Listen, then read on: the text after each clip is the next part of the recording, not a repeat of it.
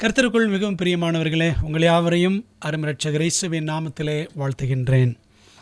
நாம் ஜெயமுள்ள கிறிஸ்தவ வாழ்வு, விக்டோரியஸ் கிறிஸ்டியன் லைஃப் என்ற தலைப்பில் தொடர் பாடங்களை படித்து கொண்டிருக்கிறோம். இன்றைக்கு நாம் 3ஆம் பாகம் பாடம் படிக்க இருக்கிறோம். என்ன தலைப்பில் என்றால், வெளியாகமத்தின் அதிமுக்கிய வார்த்தை, ரெவலேஷன்ஸ் மோஸ்ட் இம்பார்ட்டண்ட் வேர்ட் என்ற தலைப்பில் நாம் இன்றைக்கு கற்றுக்கொள்ள இருக்கின்றோம். வெளியாகமம் முழுக்க ஜெயம் பெறுதலை பற்றி பேசும் புத்தகம் ஆகும். கடைசி கால பரிசுத்தவான்களுக்கு கடைசி முக்கியமான செய்தி இந்த புத்தகத்தில் அடங்கியுள்ளது. அதில் நீங்கள் பாருங்கள், வெளிப்படுத்தல் 2ஆம் அதிகாரம் 7ஆம் வசனத்திலிருந்து 21ஆம் அதிகாரம் 7ஆம் வசனம் வரைக்கும் இந்த ஜெயம் என்ற வார்த்தையை நாம் பார்க்கின்றோம். வெளிப்படுத்தல் 21:7, ஜெயங்கொள்ளுகிறவன் எல்லாவற்றையும் சுதந்தரித்து கொள்ளுவான், நான் அவன் தேவனாயிருப்பேன், அவன் என் குமாரனாயிருப்பான் என்று ஆண்டவர் இயேசு கிறிஸ்து சொல்லுகிறார். அன்பான தேவ பிள்ளைகளே, இந்த ஜெயம் எவ்வளவு முக்கியமான ஒரு சொல்! இது வெறும் சொல்லாய் மட்டுமல்ல, நம்முடைய வாழ்வின் செயலாகவும் மாற வேண்டும்.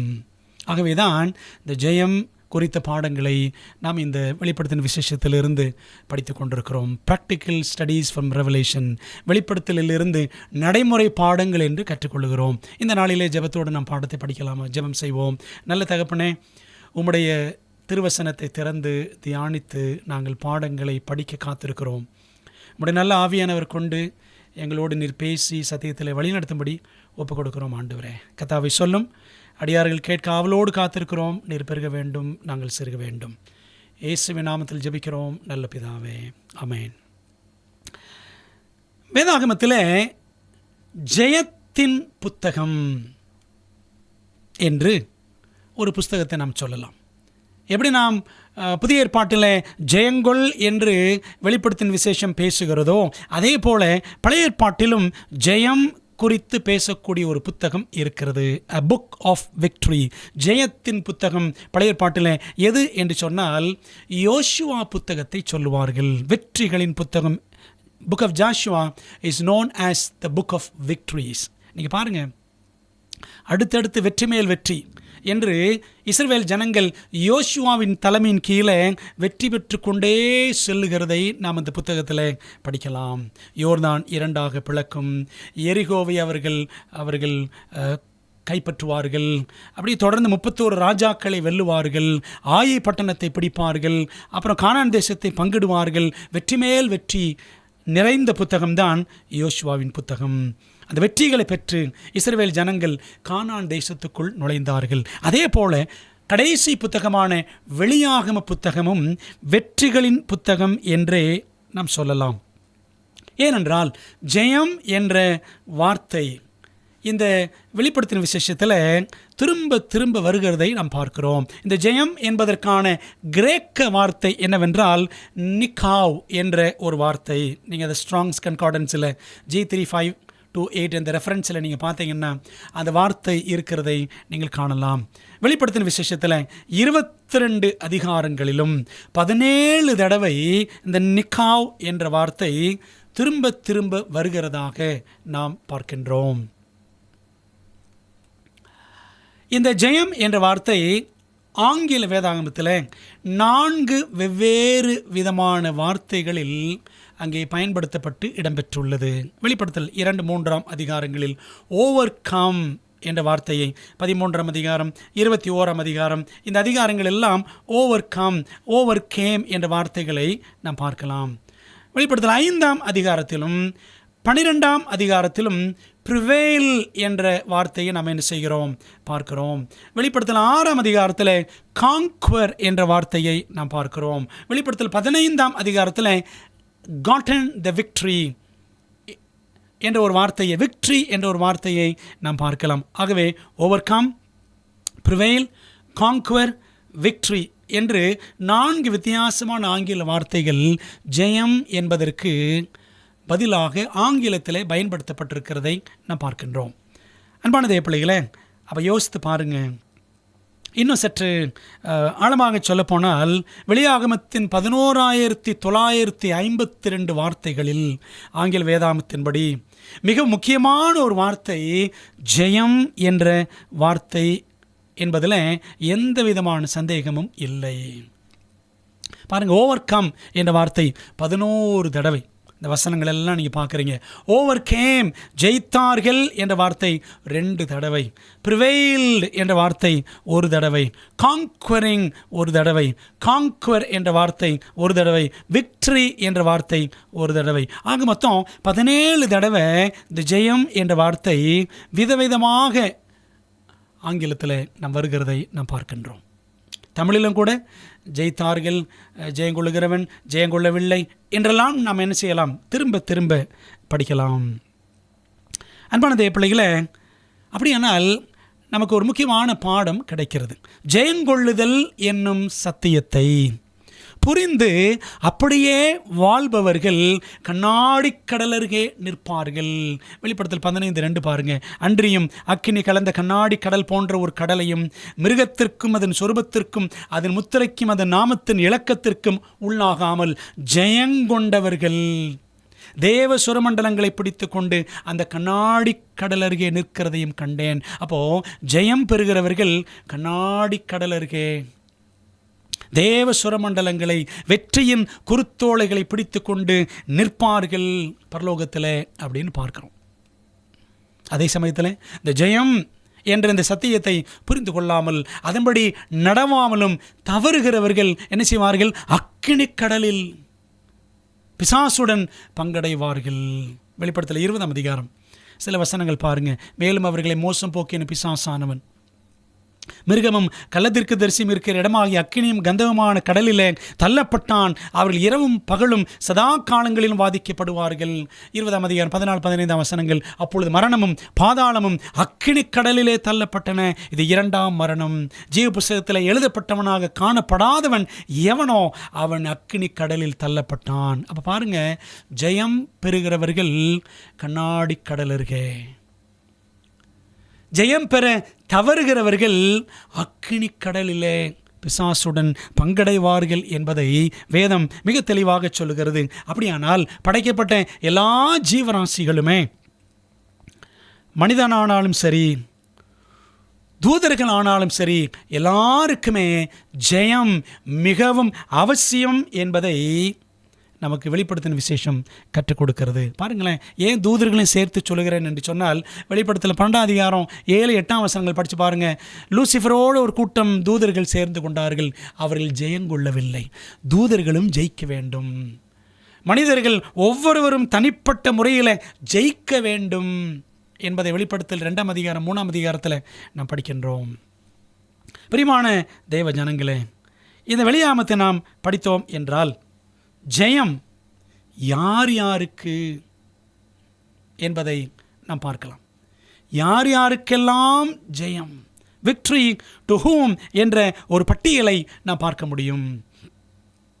ஜெயம் பெற்றவர்களை அல்லது ஜெயம் பெற வேண்டியவர்களை விதவிதமாக வெளியாகமும் நமக்காக பட்டியல் இடுகிறது. பாருங்கள், மிகாவேலும் தேவதூதர்களும் பெற்ற ஜெயம், அதாவது இயேசு கிறிஸ்துவும் அவரோடு இருந்த தூதர்களும் ஜெயம் பெற்றதாக வெளிப்படுத்தல் 12:7-8 படிக்கிறோம். இயேசுவானவர் பெற்ற ஜெயம் வெளிப்படுத்தல் 5:5 அந்த 7 முத்திரைகளால் முத்திரிக்கப்பட்ட அந்த புத்தக சுருளை உடைப்பதற்கு யாரும் இல்லையே என்று அப்போஸ்தலன் யோவான் அவன் கண்ணீர் விட்டான். யூதராஜ சிங்கமும் தாவீதின் வேறுமானவர் புஸ்தகங்களின் முத்திரைகளை உடைக்க ஜெயங்கொண்டு இருக்கிறார் அப்படின்னு படிக்கிறோம். அது வெளிப்படுத்தல் 5:5 இயேசுவானவர் பெற்ற ஜெயம். மூன்றாவதாக ஆதி அப்போஸ்தல சபை அடைந்த ஜெயம் வெளிப்படுத்தல் 6ஆம் அதிகாரம் 2ஆம் வசனத்தை பாருங்க. வெள்ளை குதிரை ஜெயிக்கிறவனாக ஜெயிப்பவனாக புறப்பட்டான் அப்படின்னு பார்க்கலாம். அது ஆதி அப்போஸ்தல சபை அடைந்த ஜெயத்தை சுட்டி காண்பிக்கிறது. 4ஆவதாக இரத்த சாட்சிகளான பரிசுத்தவான்கள் பெற்ற ஜெயம் வெளிப்படுத்தல் 12:11 நம்ம அதை படிக்கிறோம். மரணம் நேரிடுகிறதா இருந்தாலும் அதற்கு தப்பும்படி தங்கள் ஜீவனையும் பாராமல் ஆட்டுக்குட்டியின் இரத்தத்தினாலும் தங்கள் சாட்சியின் வசனத்தினாலும் அவனை ஜெயித்தார்கள், சாத்தானை ஜெயித்தார்கள். இரத்த சாட்சிகள். அவர்கள் மரித்தார்கள் தான். அது தோல்வி போல உலகத்தாருக்கு தெரிந்திருக்கலாம். ஆனால் அது ஜெயமே, ஜெயித்தார்கள் என்று தான் வெளிப்படுத்தல் 12:11 சொல்லுகிறது. ஐந்தாவதாக, பரிசுத்தவான்கள் மீது மிருகம் பெற்ற தற்காலிக ஜெயம். வெளிப்படுத்தல் 13:7 நாம் அதை பார்க்கலாம். முதலாம் மிருகம், வெளிப்படுத்தல் 13ஆம் அதிகாரம் முதல் 10 வசனங்களில் முதலாம் மிருகம், அதாவது கத்தோலிக்க போப்பு மார்க்கம்,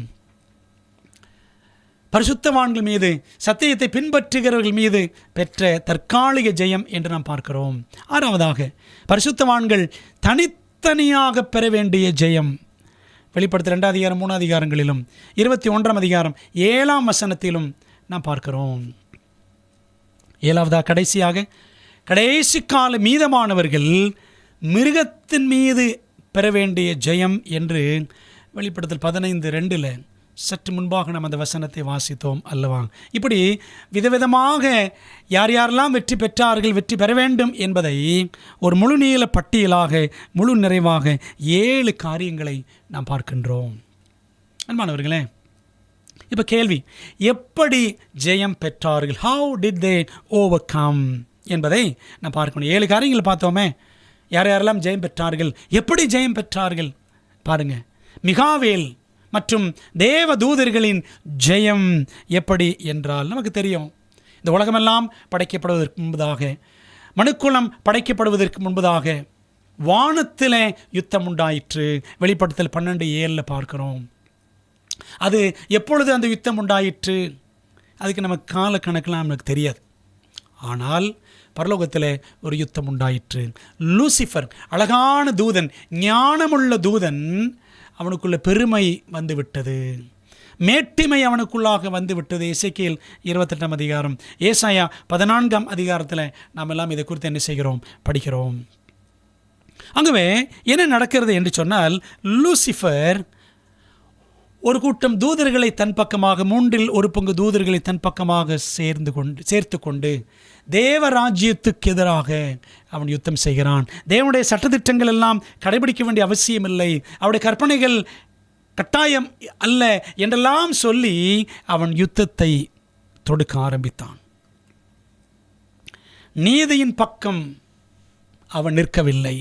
தேவராஜ்ய கட்டளைகளின் பக்கம் லூசிஃபர் நிற்காமல் ஒரு கூட்டம் தூதர்களை தன் பக்கம் இழுத்து கொண்டான். ஆனால் நீதியின் பக்கம் நின்று லூசிஃபரின் கூட்டத்தை தேவதூதர்கள் இயேசுவோடு இணைந்து நின்று ஜெயித்தார்கள். சரிங்களா பிரியமானவர்களே? அப்போது ஒரு பாடத்தை மனசில் பதிச்சுக்கணும். நன்மைக்கும் தீமைக்கும் இடையிலான போராட்டம் தேவனுடைய கற்பனைகளை வைத்துத்தான் நடக்கிறது என்பதை நாம் மறந்துவிடக்கூடாது.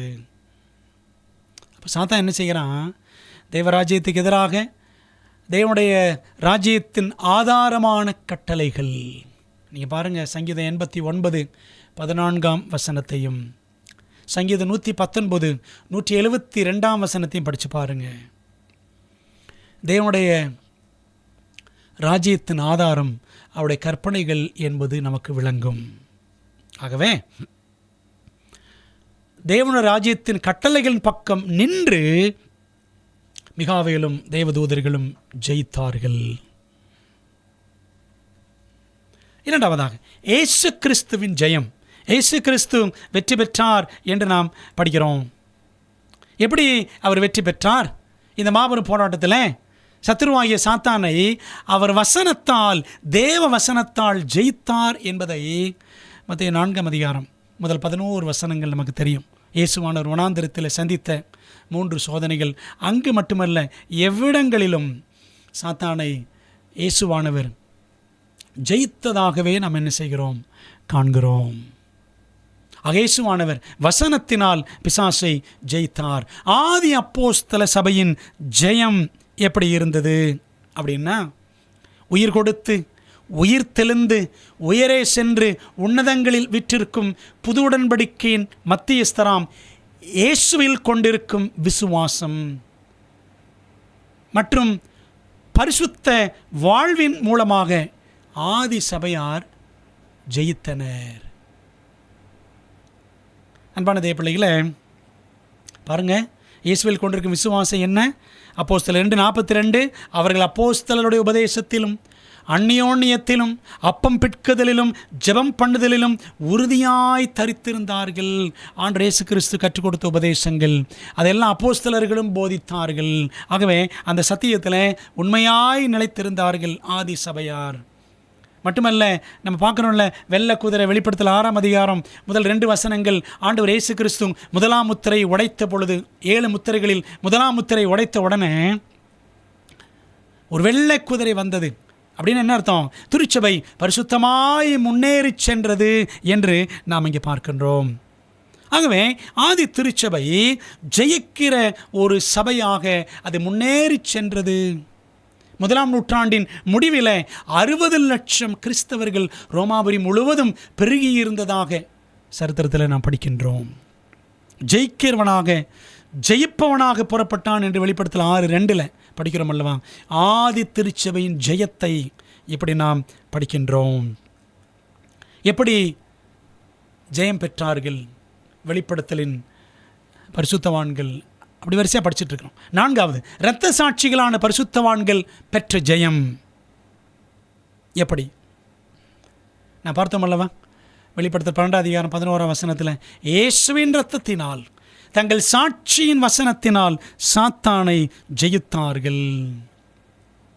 நாங்கள் ஆண்டவருக்கு உண்மையாக இருப்போம், சிலைகளை வணங்க மாட்டோம், அஞ்ஞான ரோமின் எல்லாவித அஞ்ஞான பழக்க வழக்கங்களுக்கும் நாங்கள் ஈடு கொடுக்க மாட்டோம், இசைந்து செல்ல மாட்டோம் என்று சொல்லி கர்த்தருடைய பிள்ளைகள் தங்களை ஒப்படைத்தார்கள். இயேசுவின் இரத்தத்தினால் தங்கள் சாட்சியின் வசனத்தினால் சாத்தானை ஜெயித்தார்கள் அப்படின்னு நம்ம படிக்கிறோம். அன்பானவர்களே, அப்போ என்ன செய்யணும்? ஆண்டோட வசனத்தின் மீது எவ்வளவு நாம் கருத்துள்ளவர்களாக இருக்க வேண்டும், படிக்கணும், மனசில் வைக்கணும், பின்பற்றணும், பிறருக்கு சொல்லணும். இயேசுவின் இரத்தத்தினாலே கழுவப்பட்ட ஒரு வாழ்க்கை வாழ வேண்டும் அல்லவா? அதாங்க ஜெயம். மரணம் நேரிடுகிறதா இருந்தாலும் அதற்கு தப்பும்படி தங்கள் ஜீவனையும் பாராமல் ஆட்டுக்குட்டியின் இரத்தத்தினாலும் தங்கள் சாட்சியின் வசனத்தினாலும் அவனை சாத்தானை ஜெயித்தார்கள். 5வது, போப்பாதிக்க மிருகத்தின் தற்காலிக ஜெயம். இந்த ஒரு இடத்துல மட்டும்தான் இந்த போப் மார்க்கம் வெற்றி பெற்றது போல நம்ம படிக்கிறோம். ஆன்மீக வேடம் தரித்து அரசியல் வல்லமை மூலமாக கோடிக்கணக்கான உண்மை கிறிஸ்தவர்களை இரத்த வரி கொண்டு கொன்றளித்து ஜெயம் பெற்று விட்டதாக மமதையுடன் காட்சி அளித்தது இந்த போப்பாதிக்க மிருகம். பாருங்கள், வெளிப்படுத்தல் 13:7. மேலும் பரிசுத்தவான்களோட யுத்தம் பண்ணி, அதாவது 42 மாதங்கள், அதாவது 1260 ஆண்டுகள், கிபி 538 கிபி 1798 வரைக்கும் அந்த இருண்ட காலம் என்ற காலகட்டத்தில் ஏற்கனவே 13 நூற்றாண்டுகளாக பரிசுத்தவான்களோட இந்த போப்பு மார்க்கம் யுத்தம் பண்ணி அவர்களை ஜெயிக்கும்படிக்கு, அந்த ஜெயம் என்ற வார்த்தை வருகிறது அல்லவா, அதற்கு அதிகாரம் கொடுக்கப்பட்டதும் அல்லாமல் ஒவ்வொரு கோத்திரத்தின் மேலும், பாஷக்காரை மேலும், ஜாதிகள் மேலும் இந்த போப்பு மார்க்கத்திற்கு அதிகாரம் கொடுக்கப்பட்டிருந்தது தற்காலிகமாக. அன்பான தேவ பிள்ளைகளே, இன்னொரு வசனத்தில் படிக்கணும். வெளிப்படுத்தல் 17:6 அந்த ஸ்திரீ, அதான் போப்பு மார்க்கம், பரிசுத்தவான்களின் இரத்தத்தினாலும் இயேசுவினுடைய சாட்சிகளின் இரத்தத்தினாலும் வெறி கொண்டிருக்கிறதை கண்டேன், ஜெயங்கொண்டிருக்கிறதை கண்டேன். அப்படி தான் அர்த்தம். எல்லாரும் நான் ஜெயிச்சிட்டேன், எல்லாரையும் அழிச்சிட்டேன் என்று போப் மார்க்கம் வெறிபிடித்து அலைந்தது இந்த 2 காலங்களில். அவளை கண்டு நான் மிகவும் ஆச்சரியப்பட்டேன் என்று அப்போஸ்தலன் யோவான் சொல்லுகிறார். பிரியமான தேவ பிள்ளைகளே, 6வது, பரிசுத்தவான்கள் தனித்தனியாக கடந்த காலத்தில் பெற்ற, எதிர்காலத்தில் பெற வேண்டிய ஜெயம். வெளிப்படுத்தல் 2ஆம் அதிகாரம் 3ஆம் அதிகாரங்களிலே நம்ம என்ன செய்கிறோம்? 7 சபைகளை பற்றி படிக்கிறோம். 7 சபைகளும், அதாவது எல்லா சபைகளும் இயேசுவை பார்த்து பாருங்கள், அந்த 7 சபைகளை குறித்து படிக்கும் பொழுது ஒவ்வொரு சபையின் ஆரம்பத்திலையும் இயேசுவானவர் பற்றி அழகாக ஒரு வர்ணனையுடன் அந்த கடிதம் தொடங்கும். 7 சபைகளுக்கு இயேசுவின் 7 கடிதங்கள் அதான் வெளிப்படுத்துகிற 2-3 அதிகாரங்கள். ஒவ்வொரு சபையின் அந்த ஆரம்பத்திலையும், அந்த கடிதத்தின் ஆரம்பத்திலையும் பார்த்தீங்கன்னா இயேசு கிறிஸ்து குறித்து அழகாக வர்ணிக்கப்பட்டிருக்கும். 7 நட்சத்திரங்களை தன்னுடைய வலது கரத்தில் வைத்திருக்கிறவரும் 7 குத்துவிளக்கின் மத்தியில் உலாவுகிறவரும் சொல்லுகிறதாவது அப்படி தான் இருக்கும். அப்போ பாருங்கள், ஒவ்வொரு சபையும் இயேசுவை அப்படி பார்க்க வேண்டும். இயேசுவை பார்த்து பார்த்து இப்படி தான் ஒவ்வொரு சபைக்கும் ஆரம்பிக்கும். எப்படி முடியும் அப்படின்னு பார்த்தீங்கன்னா, ஒவ்வொரு சபைக்கும் முடியும் பொழுது கவனிச்சிங்கன்னா, ஆவியானவர் சபைகளுக்கு சொல்லுகிறதை காது உள்ளவன் கேட்க கடவன், அப்படி தான் முடியும்.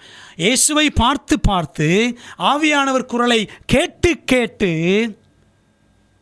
ஜெயம் பெற்றார்கள் பரிசுத்தவான்கள். கடந்த காலத்தில், எதிர்காலத்திலையும் அப்படி தாங்க இருக்கணும். பாருங்களேன், நாமும் அப்படியே ஜெயம் பெற வேண்டும். வெளிப்படுத்தல் எபிரேயர் 12:1 படிக்கிறோம். ஆகையால் மேகம் போன்ற இத்தனை திரளான சாட்சிகள் பரிசுத்தவான்கள் நம்மை சூழ்ந்து கொண்டு இருக்க பாரமான யாவற்றையும் நம்மை சுற்றி நெருங்கி நிற்கிற பாவத்தையும் தள்ளிவிட்டு விசுவாசத்தை துவக்குகிறவரும் முடிக்கிறவருமாயிருக்கிற இயேசுவை நோக்கி நமக்கு நியமித்திருக்கிற ஓட்டத்தில் பொறுமையோடு ஓடக்கடவோம் அப்படின்னு இங்கே வாசிக்கிறோம். பார்த்தீங்களா? அப்போது இயேசுவை நோக்கி, லுக்கிங் அண்ட் டு ஜீசஸ், இங்கிலீஷில் அப்படி தான் படிக்கிறோம். இயேசுவை நோக்கி சபையில் இருக்கிற ஒவ்வொருத்தரும் அவரையே பார்த்து பார்த்து ஆவியானவர் குரலை கேட்டு கேட்டு நாம் ஜெயம் பெற வேண்டும். அந்த ரகசியத்தை ஆண்டவர் ஒவ்வொரு சபையின் ஆரம்பத்திலையும் முடிவிலையும் அதை வைத்திருக்கிறார். பிரியமான தேவ பிள்ளைகளே, ஏசாயா 30:21 படிக்கிறோம் அல்லவா? நீங்கள் வலதுபுறமாய் சாயும் பொழுதும் இடதுபுறமாய் சாயும் பொழுதும் வழி இதுவே, இதில் நடவுங்கள் என்று உங்களுக்கு பின்னாலே சொல்லுகிற சத்தத்தை உங்கள் காதுகள் கேட்கும். அது யாருடைய சத்தம்? ஆவியானுடைய சத்தம். அவருடைய மெல்லிய சத்தம் நமக்கு கேட்கும்படி தேவன் கிருபை செய்கிறார். நம் ஆயத்தமாக இருந்தால் ஆவியானவர் சத்தத்தை கேட்டு நாம் நடக்கலாம். அப்படிதாங்க ஜெயம் பெற முடியும். நம்மோடு கூட இருப்பதற்கென்று தேற்றரவாளனாகிய பரிசுத்த ஆவியானவரை பரலோகம் நமக்கு கொடுத்திருக்கிறது அல்லவா? நாம் ஜெயம் பெறுவதற்காக ஜெயம் பெறுகிறோமா? 7வது, கடைசி கால மீதமானவர்கள் மிருகத்தின் மீது பெற வேண்டிய ஜெயம். இது இனிமேல் சீக்கிரத்தில் எதிர்காலத்தில் நாம் பெற வேண்டிய ஜெயம். கடைசி கால சபை, அதாவது 7ஆம் சபை லவோதிக்கியா சபை என்று படிக்கிறோம். வெளிப்படுத்தல் 3:14 22 வரையும் படிக்கிறோம். லவோதிக்கியா என்ற பெயருக்கு நியாய தீர்ப்பின் மக்கள், பீப்புள் ஆர் ஜட்ஜ்ட் அல்லது ஜட்ஜ்மெண்ட் ஆஃப் த பீப்புள் என்று அர்த்தம். அன்பானவர்களே, அப்போது இந்த 7வது சபையின் காலகட்டம் 1844 இருந்து ஆண்டவர் இயேசு கிறிஸ்துவின் 2ஆம் வருகை வரைக்கும். அப்போ இந்த 7வது சபைக்கு ஆண்டவர் ஆரம்பிக்கும் பொழுது எப்படி ஆரம்பிப்பார் என்று சொன்னால், வெளிப்படுத்தல் 3:14 பாருங்கள். லவோதிக்கியா சபையின் தூதனுக்கு நீ எழுத வேண்டியது என்னவெனில், உண்மையும் சத்தியமும் உள்ள சாட்சியும் தேவனுடைய சிருஷ்டிக்கு ஆதியமாயிருக்கிற ஆமேன் என்பவர் சொல்லுகிறதாவது. அப்போது நியாயத்தீர்ப்பின் காலத்து மக்களுக்கு இயேசு தாமே தம்மை உண்மையும் சத்தியமுள்ள சாட்சி என்றும் ஆமேன் என்பவர் என்றும் கூறி தம்மை தாமே வெளிப்படுத்துகிறார். அப்போது கடைசி காலத்தில் இருக்கிற ஜனங்கள் அது உண்மையும் சத்தியமுள்ள சாட்சியை பார்த்து நாமும் சத்தியத்துக்கு உண்மையாக இருக்கணும்.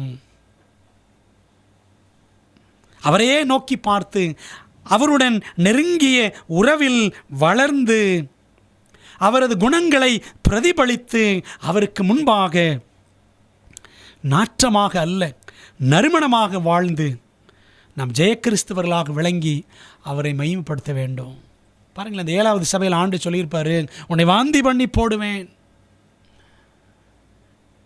உன்னுடைய வாழ்க்கை எனக்கு முன்பாக அருவருப்பாக இருக்கிறது. அன்பான தேவ பிள்ளைகள், கடைசி கால சபை 7வது சபை காலத்தில் இருக்கிற நாம், லவோதிக்கியா சபையில் அந்த காலகட்டத்தில் இருக்கிற நாம் ஜெயமுள்ளவர்களாக வாழ்கிறோமா? அன்பான தேவ பிள்ளைகளே, இயேசுவை நோக்கி பார்க்கணும். அவர் உண்மையுள்ளவர், அவர் சத்தியம் உள்ளவர். நாம் உண்மையாக சத்தியத்தில் நிலைத்து நிற்க வேண்டும். ஆமேன் என்பது அவருடைய பெயர். ஆமேன் என்பது நம்ம ஜெபத்தில் முடிவில் சொல்கிறது. ஆமேன் என்பது அவருடைய நாமம். என்ன அர்த்தம்? எல்லாமே முடிய போகுதுன்னு சொல்கிறார் ஆண்டவர். 8வது சபை கிடையாது, அதான் ஆமேன்னு சொல்கிறார் கடைசி சபைக்கு. அன்பான தேவ பிள்ளைகளே, அப்போது நாம் ஜெயிக்க வேண்டும். இயேசுவை நோக்கி பார்த்து ஆவியானவர் குரல் கேட்டு நாம் ஜெயிக்க வேண்டும். ஜெயங்கொள்வோருக்கான சவால்களும் இந்த வெளிப்படுத்தின விசேஷத்தில் இருக்கிறது. பாருங்கள், 7 சபைகளிலும் ஜெயங்கொள்ளுவோருக்கான வாக்குத்தத்தங்களை படிக்கிறோம். சரிங்களா? வெளிப்படுத்தல் 2ஆம் அதிகாரம் 7ஆம் வசனம், எபேசு சபை கொடுக்கப்பட்ட வாக்குத்தத்தம், உனக்கு ஜீவ விருட்சத்தின் கனியை புசி கொடுப்பேன். ஸ்மிர்னா சபை கொடுக்கப்பட்ட வாக்குத்தத்தம், ஜெயங்கொள்ளுகிறவன் என்ன செய்வான்? ஜீவ கிரீடம் அவனுக்கு கொடுக்கப்படும், அவனுக்கு 2ஆம் மரணம் இல்லை, அப்படிலாம் படிக்கிறோம். அப்போது ஒவ்வொரு சபைக்கும் ஆண்டவர் அருமையான வாக்குத்தத்தங்கள் கொடுத்திருக்கிறார். மட்டுமல்ல, ஒவ்வொரு சபையின் காலகட்டத்திலையும் சவால்களும் இருந்தன. Challenges to the ஓவர்கமர்ஸ். நீங்கள் நல்லா கவனித்து பாருங்கள், 7 சபைகளிலும் வாக்குத்தத்தங்கள் இருந்தாலும் ஜெயங்கொள்ளுவோருக்கான சவால்களும் இயேசுவின் பிள்ளைகளுக்கு இருக்கத்தான் செய்தன. எபேசு சபையில் என்ன சவால் என்றால் நிக்கோலாய் மதஸ்தர் அப்படின்னு படிக்கலாம். வெளிப்படுத்தல் 2ஆம் அதிகாரம் முதல் 7 வசனங்களை வாசித்து பாருங்கள். 3வது சபை பெர்கமு சபையில் பிலேயாமின் போதகம் மற்றும் நிக்கோலாய் மதஸ்தரின் போதகம், தப்பான உபதேசங்கள் இருந்தன. அதெல்லாம் ஜெயிச்சு தாண்டி வரணும். தியத்தீரா சபையில் ஏசபேலின் வஞ்சனைகள் மற்றும் சாத்தானின் ஆழங்கள்னு படிக்கிறோம் 4வது சபையை குறித்து. அங்கேயே இந்த பிரச்சனை இருந்துச்சு. ஏசபேலுடைய வஞ்சகங்கள், சாத்தானின் ஆழங்கள். அதாவது தியத்தீரா சபை 4வது சபை காலகட்டம் அப்படின்னா உண்மையிலே பழைய ஏற்பட்ட ஏசபேல் இருந்தால் என்று அர்த்தம் கிடையாது. ஏசபேல் இருந்தது எலியா காலத்தில். இது எழுதப்படுகிற காலம் அப்போஸ்தலன் யோவான் காலத்தில். ஏசபேல் என்று சொன்னால் ஆவிக்குரிய அர்த்தத்தில் படிக்கணும். பிரியமானவர்களே, தியத்தீரா சபை சொல்லப்போனால் இருண்ட காலகட்டத்தின் சபை. இந்த மார்ட்டின் லூத்தர், இந்த சீர்திருத்தவாதிகளாம் எழும்பினாங்க பார்த்தீங்களா, அந்த காலகட்டம். அப்போ ஏசபேல்னு சொன்னால் உண்மையிலேயே ஆவிக்குரிய அர்த்தம் ரோமன் கத்தோலிக்க போப்பு மார்க்கம் ஒரு மாடர்ன் ஜெசபேலாக, நவீன ஏசபேலாக செயல்பட்டதை அதைத்தான் அங்கே சுட்டி காட்டுகிறது. சர்தை சபையில் 5ஆம் சபையில் பார்த்தீங்கன்னு சொன்னால் வெளிப்படுத்தல் 3ஆம் அதிகாரம் 1ஆம் வசனத்திலிருந்து ஆரம்பிக்கும். முதல் 5 வசனங்கள் சர்தை சபை எப்படி இருந்துச்சு? செத்த நிலைமையில் இருந்துச்சு. அது ஒரு சவால். ஒருவேளை நம்ம இருக்கிற நம்முடைய காலகட்டத்தில் நம்முடைய திருச்சபையில் அநேகர் ஆவிக்குரிய ரீதியாக செத்து போன மாதிரி இருக்கலாம். சர்ச்சுக்கு வருவாங்க, போவாங்க, ஆனால் அவருடைய ஆவிக்குரிய வாழ்க்கை செத்து போன நிலைமையில் இருக்கும். இப்படிப்பட்ட சபையில் எப்படி நாம் சர்வை பண்ணுறது, எப்படி நிலைச்சு நிற்கிறது அப்படின்னு நம்ம யோசிக்கலாம். ஆனால் பிரியமானவர்களை, நின்று தான் ஆகணும். ஏனென்றால் அந்த வெளிப்படுத்தல் 3ஆம் அதிகாரம் முதல் 5 வசனங்கள் படித்து பாருங்கள். ஆண்டவர் இயேசு கிறிஸ்து தம்மை எப்படி வெளிப்படுத்துகிறார் என்பதை நம்ம பார்க்கணும். ஒரு வசனத்தை வாசிக்கலாமா? வெளிப்படுத்தல் 3ஆவது அதிகாரத்தில் ஆண்டவர் தம்மை எப்படி வெளிப்படுத்துகிறார்? 1ஆம் வசனம், சர்தை சபையின் தூதனுக்கு நீ எழுத வேண்டியது என்னவெனில், தேவனுடைய 7 ஆவிகளையும் 7 நட்சத்திரங்களையும் உடையவர் சொல்லுகிறதாவது. அன்பானவர்களே, எல்லாருமே ஆண்டோடைய கையில் இருக்கிறோம். 7 ஆவிகள், நம்மை உயிர்ப்பிக்கிற ஆவியானவர் நம்மோடு இருக்கிறார். செத்த நிலைமையில் சபையில் அநேகர் இருந்தாலும் அவர் நோக்கி பார்க்கிற பிள்ளைகளை அவர் உயிர்ப்பிப்பார். உயிர்ப்பிக்கிறவர் ஆவியானவர் தானே. அப்படி தான் அங்கே இயேசு கிறிஸ்து தம்மை வெளிப்படுத்துகிறார். பிரியமான தேவ பிள்ளைகளே, ஆவியானவர் கர்த்தராகிய இயேசு கிறிஸ்து தம்முடைய ஆவியானவர் மூலமாக சபைகளை உயிர்ப்பிப்பார். செத்த நிலைமை என்ற ஒரு சவால் இருந்தாலும் அவர் உயிர்ப்பிக்க வல்லவராக இருக்கிறார். லவோதிக்கேயா சபை 7வது சபை பாருங்கள், வெதுவெதுப்பான நிலைமை, அனலும் இல்லை குளிரும் இல்லை, வெதுவெதுப்பான நிலைமை. இப்படிப்பட்ட சவால்கள். இப்போ 5 சபைகள் தான் சொல்லியிருக்கிறேன். 2 சபைகள் நீங்கள் சொல்லலையே பாஸ்டர் அப்படின்னு நினைக்கலாம். அன்பானவர்களே, இந்த 2 சபைகள், 7 சபைகளில் 2 சபைகள் கடிந்து கொள்ளப்படாத சபைகள். No rebukes for 2 churches. ஆண்டு 2 சபைகளை தான் திட்டவே இல்லை. ஒன்று ஸ்மிர்னா, இன்னொன்று ஃபிலடெல்ஃபியா. ஸ்மிர்னா சபையின் காலகட்டத்தில் தேவ பிள்ளைகள் இரத்த சாட்சிகளாக மரித்தார்கள். பாருங்கள், இந்த ஸ்மிர்னா சபை காலகட்டத்தில் இருந்த அந்த மக்களுக்கு எந்த விதமான கடிந்துரையும் ஆண்டவர் கொடுக்கல. அது மாதிரி ஃபிலடெல்ஃபியா, ஸ்மிர்னா என்றால் நறுமணம்னு அர்த்தம். அந்த காலத்தில் இருந்த, அந்த சபையின் காலகட்டத்தில் இருந்தவங்களுடைய வாழ்க்கை ஆண்டவருக்கு முன்பாக நறுமணமாக இருந்தது. பிலடெல்பியா என்று சொன்னால் சகோதர சிநேகம், பிரதர்லி லவ். அந்த சபையின் காலகட்டத்தில் ஊழியங்கள் மிக வல்லமையாய் நடைபெற்றன. சுவிசேஷ ஊழியங்கள், மிஷனரி ஊழியங்கள் எல்லாம் பயங்கரமாக பரவுச்சு. இதெல்லாம் எப்போன்னு பார்த்தீங்கன்னா கிட்டத்தட்ட 1755 பிற்பாடு, 1755 அப்புறம். அதிலிருந்து கிட்டத்தட்ட 1844 வரைக்கும் பிலதெல்பியா சபையின் காலகட்டம். ஊழியங்கள் வல்லமையாக நடைபெற்றன. அந்த 6ஆம் சபைக்கும் பாருங்கள், ஆண்டவர் எந்த கடிந்துரை, திட்டுதல் ஒன்றுமே கொடுத்துருக்க மாட்டார். ஆனாலும் அந்த சபைகளுக்கும், அந்த 2 சபைகளுக்கும் ஆண்டவர் சொன்னார், ஜெயங்கொள்ளணும். அன்பானவர்களே, எந்த சபையாக இருந்தாலும், எங்கள் சபையில் பிரச்சனையே இல்லை, எல்லாமே சமாதானமாய் போகிறது என்றாலும், நல்ல ஊழியம் செய்கிறோம் என்றாலும், அவர்களும் ஜெயிக்கத்தான் வேண்டும். ஜெயிக்க வேண்டிய காரியங்கள் இருக்கின்றன என்பதே அந்த சபைகளில் 7 சபைகள் இருந்த அனைவருக்கும், அதாவது எல்லா சபையாருக்கும் ஆண்டவர் ஜெயங்கொள்ள வேண்டும் என்ற செய்தியை கொடுக்கிறார். அப்படியானால் ஜெயங்கொள்ளுதல் என்பது ஏதோ சில சூப்பர் பரிசுத்தவான்களுக்கு மட்டுமே உரிய ஒரு ஸ்லாக்கியம், நமக்கெல்லாம் கிடையாது அப்படின்னு நினச்சிடக்கூடாது. எல்லாரும் ஜெயிக்கணும். இயேசுவின் மேல் விசுவாசம் கொண்டுள்ள ஒவ்வொருவருக்கும் போராட்டம் உண்டு, ஜெயம் கொள்வதற்கான அழைப்பும் உண்டு. ஆண்டு சொன்னார்ல, யோவான் 16:33 படிக்கணும்ல, உலகத்திலே உங்களுக்கு உபத்திரவம் உண்டு, ஆனாலும் திடன் கொள்ளுங்கள், நான் உலகத்தை ஜெயித்தேன். ஆண்டவர் எல்லாருக்கும் தான் சொல்கிறார். ஆகவே எல்லாரும் நம்ம என்ன செய்ய வேண்டும்? ஜெயிக்க வேண்டும் என்பதுதான் வெளிப்படுத்தின விசேஷத்தின் சத்தியம். பிரியமான தேவ பிள்ளைகளே, இந்த வெளிப்படுத்தலில் ஜெய கிறிஸ்துவாக நாம் கிறிஸ்துவை பார்க்கிறோம். ஜெய கிறிஸ்துவே ஜெயம் தருபவர். Christ the victor alone grants us victory. நன்மைக்கும் தீமைக்கும் இடையிலான மாபெரும் போராட்டத்தில் நாம் நமது சொந்த பலத்தினால் போராடி சாத்தானை ஜெயிக்க வேண்டும் என்று பரலோகம் நம்மிடத்தில் எதிர்பார்க்கவில்லை. மாறாக ஜெயம் நமக்கு கிறிஸ்துவிடமிருந்து மாத்திரமே வருகிறது. அந்த ஜெயம் நமக்கு தேவனுடைய ஈவாகவும் இருக்கிறது. இயேசு கிறிஸ்துவானவர் அடைந்த ஜெயமே நமது ஜெயமாக மாறுகிறது. பாருங்க, 1 கொரிந்தியர் 15:57 நம்முடைய கர்த்தராகிய இயேசு கிறிஸ்துவினாலே நமக்கு ஜெயங்கொடுக்கிற தேவனுக்கு ஸ்தோத்திரம். ஜெயிக்கணுங்க. ஆண்டவர் இயேசு கிறிஸ்து பாருங்க, அதிகாலையில் இருட்டோடு எழுந்து அவர் ஜெபிக்க சென்றார். மார்க் 1:35 படிக்கிறோம், தூக்கத்தை அவர் ஜெயிச்சார். நம்மால் முடிகிறதா? இப்படி காலை எழுந்திருக்கணும், தெய்வ சமூகத்தை தேடணும் என்ற அந்த ஒரு சின்ன விஷயம், தூக்கத்தை நம்மால் ஜெயிக்க முடிகிறதா? யோசித்து பாருங்கள். நம்முடைய கர்த்தராகிய இயேசு கிறிஸ்துவினாலே நமக்கு ஜெயம் கொடுக்கிற தேவனுக்கு ஸ்தோத்திரம். சின்ன சின்ன விஷயங்களை கூட ஜெயிக்கிறதுக்கு ஆண்டவர் நமக்கு உதவி செய்வார்.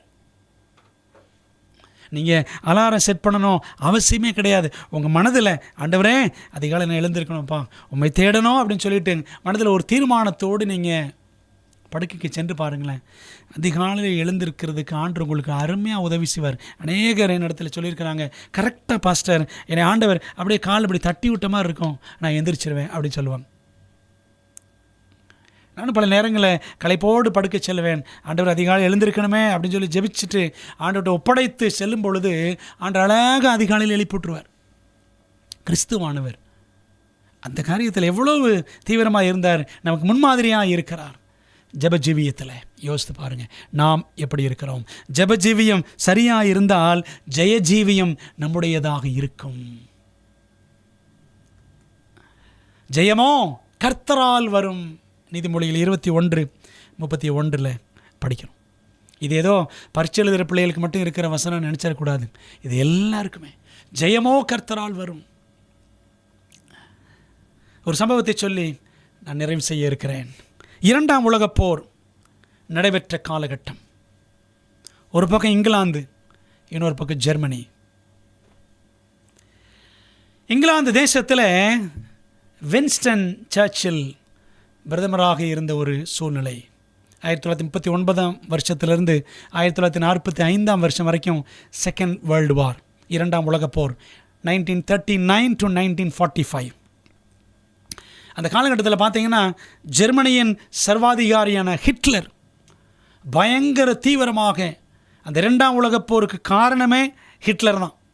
அவன் என்ன செய்கிறான்? மிக தீவிரமாக இந்த யுத்தத்தில் அவன் ஈடுபடுகிறான் தன்னுடைய நாஜி படையை வைத்துக்கொண்டு. ஜெர்மனியின் சர்வாதிகாரி ஹிட்லரும் இத்தாலியின் சர்வாதிகாரி முசோலினியும் ரெண்டு பக்கம் என்ன செய்கிறாங்க? ரெண்டு பேரும் ரெண்டு பக்கம் இங்கிலாந்தை பலமாக தாக்கி வந்தார்கள். ஹிட்லர் நம்ம எல்லாருக்கும் தெரியும். அந்த சமயத்தில் இரண்டு பக்கமும் ரெண்டு சர்வாதிகாரிகள், ஜெர்மனியின் சர்வாதிகாரி ஹிட்லர், இங்கிலாந்தின் சர்வாதிகாரி, இத்தாலியின் சர்வாதிகாரி பெனிட்டோ முசோலினி. இந்த ரெண்டு பேரும் இங்கிலாந்தை கடுமையாக தாக்குகிறார்களே என்று கண்ட இங்கிலாந்தின் முதன் மந்திரி வின்ஸ்டன் சர்ச்சில் அவர் என்ன செஞ்சாராம்? பிரிட்டிஷ் ஜனங்களை பார்க்கும்போதெல்லாம் இப்படி தான் கை காட்டுவார், இப்படி தான் கை காட்டுவார், வி சைன் காட்டுவார். இங்கிலாந்தின் மக்களை பார்க்கும்போதெல்லாம் வெற்றி பெறுவோம் வெற்றி பெறுவோம் என்று சொல்லி இப்படி தான் கை காட்டுவார். ரெட்டையில நினச்சிக்கிறாதீங்க. வெற்றி பெறுவோம், விக்ட்ரி சைன் இப்படி தான் காட்டுவார். வெற்றி சின்னம். படைவீரர்கள் மத்தியிலும் ஜனங்கள் மத்தியிலும் தனது இரண்டு விரல்களை உயர்த்தி உற்சாகப்படுத்தி காண்பித்து அவர் என்ன செய்வாராம்? நாம் ஜெயிப்போம் ஜெயிப்போம் அப்படின்னு சொல்லுவார். பிரியமான தேவ பிள்ளைகளே, பிரிட்டன், இங்கிலாந்து தேசம் ஒரு கிறிஸ்தவ நாடாக இருந்ததால், புராட்டஸ்டன்ட் சத்தியத்தின் ஒரு முக்கிய மையமாக இருந்ததால், அதிலும் குறிப்பாக கிங் ஜேம்ஸ் பைபிள் என்ற அந்த வேதாகமம் வெளிவருவதற்கும், சீர்திருத்த இயக்கம் ரெஃபர்மேஷன் மூவ்மெண்ட் முன்னேறி செல்வதற்கும், தேவனுடைய வார்த்தையை உயர்த்தின அந்த தேசம் ஒரு காரணமாக இருந்தபடியினால ஆண்டு என்ன செஞ்சார் தெரியுமா? அந்த மக்களை ஊக்கமாக ஜெபத்தில் வழி நடத்தினார். எல்லாரும், நாட்டின் பிரஜைகள் எல்லாரும் வெற்றிக்காக ஜெபித்தார்கள். ஜெபத்தோடும் விசுவாசத்தோடும் வெற்றி பெறுவோம் என்று இந்த வெற்றி சின்னத்தை ஜனங்களும் எங்கும் காட்டி ஆரவாரத்துடன் ஈடுபட்டார்கள். ஏப்ரல் 30 1945 வருஷத்தில் ஹிட்லர் படுதோல்வி அடைந்தான். என்ன செய்தான் இந்த ஹிட்லர்? அவனுடைய ரகசிய மனைவி, நிறைய பேருக்கு தெரியாது ஹிட்லர் கல்யாணம் ஆச்சா இல்லையான்னு. அவனுக்கு ரகசிய காதலி ஒருத்தி இருந்தால், ஈவா அப்படின்னு சொல்லுவாங்க. இந்த படத்தை நீங்கள் பார்க்குறீங்க, ஈவா ஆப்பிள் அழகின்னு சொல்லுவாங்க. இந்த பெண்மணி அவனுடைய மனைவி. அவன் வளர்த்த நாய் என்ன பண்ண? அந்த ரெண்டுக்குமே, நாய்க்கும் அந்த பெண்ணுக்கும் விஷத்தை கொடுத்து கொன்றான். அவன் தன்னையே சுட்டு கொண்டு மரித்தான் என்று சரித்திரம் சொல்லுகிறது. நிறைய பேர் சொல்லுவாங்க ஹிட்லர் எப்படி மரித்தான் தெரியலன்னு சொல்லுவாங்க. ஆனால் அவன் தற்கொலை பண்ணி கொண்டான் என்றும் ஒரு கருத்து இருக்கிறது. பிரியமானவர்களே, விசுவாசத்தோடும் ஜெபத்தோடும் செயல்பட்ட இங்கிலாந்து தேசம் மாபெரும் வெற்றி பெற்றது. பிரியமான தேவ பிள்ளைகளே, இந்த மாபெரும் போராட்டத்தில், ஆன்மீக போராட்டத்தில், நன்மைக்கும் தீமைக்கும் இடையிலான போராட்டத்தில், கிறிஸ்துவுக்கும் பிசாசுக்கும் இடையிலான இந்த போராட்டத்தில், ஒளிக்கும் இருளுக்கும் இடையிலான இந்த போராட்டத்தில், இந்த போராட்டத்தை தாங்க நம்ம வெளிப்படுத்தல பைபிள் முழுக்க நாம் படிக்க முடியும். அந்த வி என்ற வெற்றி சின்னம் வின்ஸ்டன் சர்ச்சிலுக்குரியது மட்டுமல்ல. பிரியமானவர்களே, இங்கிலாந்து தேசத்தார் பயன்படுத்தினது மாத்திரமல்ல, கர்த்தராகிய இயேசு கிறிஸ்து விசுவாசிக்கிற எல்லா பிள்ளைகளுமே நமக்கும் வெற்றி சின்னம். நமக்கு தெரியும்ல, கிறிஸ்து ஜெயிக்கிறவர், அவர் ஜெய கிறிஸ்து. இந்த மாபெரும் போராட்டத்தில் ஆண்டோடைய பிள்ளைகளுக்கு இயேசுவுக்கு வெற்றி என்பது ஏற்கனவே தெரியும். அப்படியானால் இந்த வி என்ற வெற்றி சின்னம் நமக்கும் உரியது என்பதை மறந்துவிடக்கூடாது. ஆண்டவரே, நீ ஜெய கிறிஸ்து, என்னையும் ஜெய கிறிஸ்தவனாக ஜெய கிறிஸ்தவளாக நிலைநிறுத்தும் என்று சொல்லி நம்ம ஆண்டோடைய சமூகத்தில் ஒப்புக் கொடுக்கலாமா? ஜெபம் பண்ணுவோம். எங்கள் நல்ல தகப்பனே, இந்த நாளிலே நீர் கொடுத்த மகத்துவமான சத்தியத்திற்காக நன்றி. வெளிப்படுத்தலின் அதிமுக்கிய வார்த்தையை, ஜெயம் என்ற வார்த்தையை நாங்கள் படிச்சிட்ருக்கிறோம்ப்பா. இயேசுவானவர் ஜெயம் பெற்றார், அவருடைய பிள்ளைகளும் ஜெயம் பெறுவார்கள் என்ற நிச்சயம் இருக்கிறது. ஆமாண்டவரே, நாங்களும் ஜெய கிறிஸ்தவர்களாக பிசாசை முறியடித்து, பாவத்தை முறியடித்து, உலகம், மாம்சம் எல்லாவற்றையும் முறியடித்து ஆண்டவரே உம்மோடு உம்முடைய நித்திய ராஜ்யத்தில் வந்து நித்தியமாய் வாழ எங்களை ஆண்டவர் தகுதிப்படுத்தும்படி இயேசுவின் மூலம் ஜெபிக்கிறோம் நல்ல பிதாவே, ஆமென். அன்பானவர்களே, தேவன் உங்களை ஆசீர்வதிப்பாராக. மீண்டும் அடுத்த பாடத்திலே நாம் சந்திப்போம். ஆமென்.